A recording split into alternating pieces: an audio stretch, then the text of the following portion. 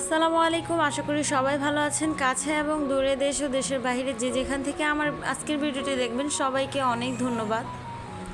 আজকের ভিডিওটি শুরু করেছি সকাল 6টা থেকে। তো সকালে ঘুম থেকে উঠে নামাজ পড়ে এই যে চিয়া সিড ভিজিয়ে রেখেছিলাম রাতের বেলা। তো এখন একটু গরম পানি আর এক টুকরো লেবুর রস দিয়ে চিয়া সিডটা খেয়ে নিলাম। খেয়ে তারপরে কিছুক্ষণ হাঁটাহাঁটি করছি। আর এই তো এসে দেখি আমার বড় ছেলেও ঘুম থেকে উঠে গেছে। তো কলা খাবে, ওরে একটা কলা ছিঁড়ে দিলাম আর সাথে আমি একটা কলা নিলাম। আর আজকে আমার ছেলের পরীক্ষা, আজকে থেকে শুরু। তো সবাই আমার ছেলের জন্য দোয়া করবেন। হাঁটাহাঁটি করে খিদা লেগে গেছিলো, তো একটা কলা টুকরো টুকরো করে কেটে এখন এই যে কলাটা খেয়ে নিব। খেয়ে তারপরে সকালের নাস্তা তৈরি করব। তো দেখতেই থাকুন।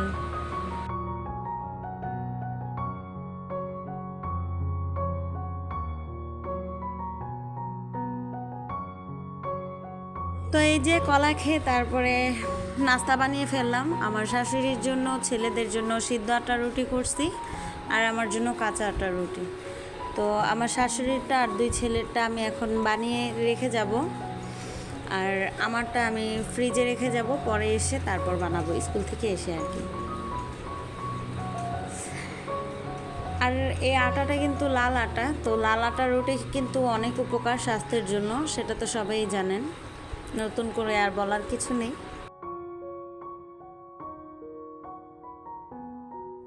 যারা আমার ভিডিওটি এখনও দেখছেন অথচ লাইক করতে ভুলে গেছেন, প্লিজ একটি লাইক করে দিবেন আর কমেন্ট করে জানাবেন আমার ভিডিওটি আপনাদের কাছে কেমন লাগলো।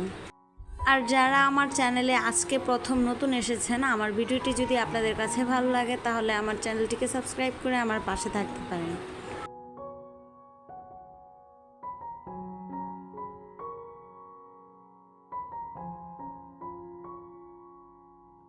তো এই তো আমার রুটিগুলো হয়ে গেছে। তো এখন আমি রুটিগুলোকে জালির ভিতরে রেখে তারপর ঢেকে রাখবো।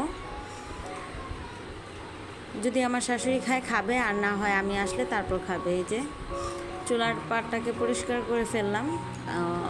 এখন আমি আর কি স্কুলে চলে যাব।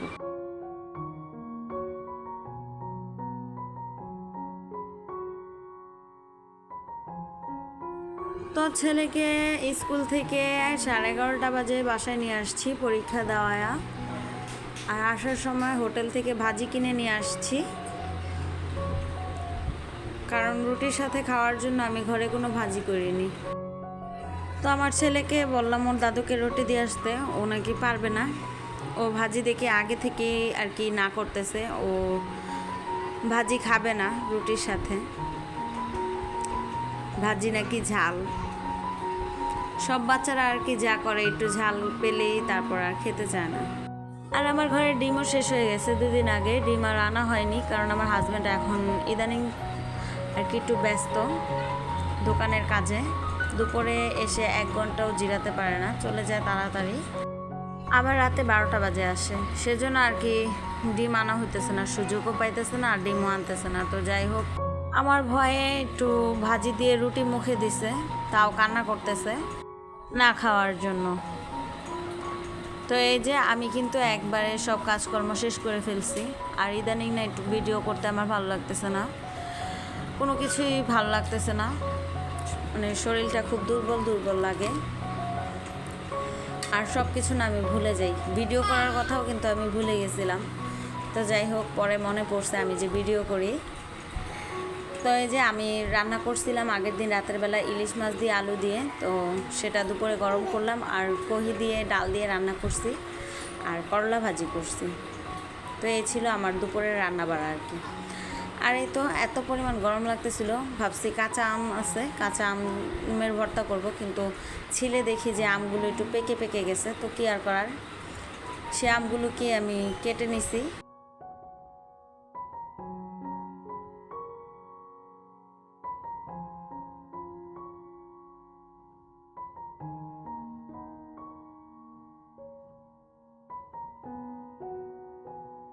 আমি কিন্তু আমের ভর্তাটা বানাতে পারি না, তবুও চেষ্টা করলাম আর কি। তো শুকনা মরিচ দিতে পারিনি, কারণ আমার চুলায় আগুন নেই। আর কড়াইতে যে টালবো সেটারও উপায় নেই, কারণ কড়াইতে ভাজি করা আর তরকারি রান্না করা, সেই জন্য।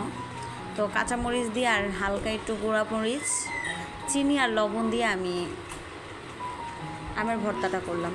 তো আমের ভর্তা খেতে খেতে আজকের মতো বিদায় নিচ্ছি। সবাই ভালো থাকবেন, সুস্থ থাকবেন, আবার দেখা হবে নতুন কোনো ভিডিওতে। আর প্লিজ যারা এখনও লাইক করেননি একটি লাইক করবেন, আর ছোট্ট করে কমেন্ট করে জানাবেন আমার ভিডিওটি আপনাদের কাছে কেমন লাগলো। আর নতুন যারা আছেন আমার চ্যানেলটিকে সাবস্ক্রাইব করে আমার পাশে থাকতে পারেন। আর যারা শুরু থেকে শেষ পর্যন্ত আমার ভিডিওটির সঙ্গে ছিলেন সবাইকে অনেক অনেক ধন্যবাদ। আল্লাহ হাফেজ।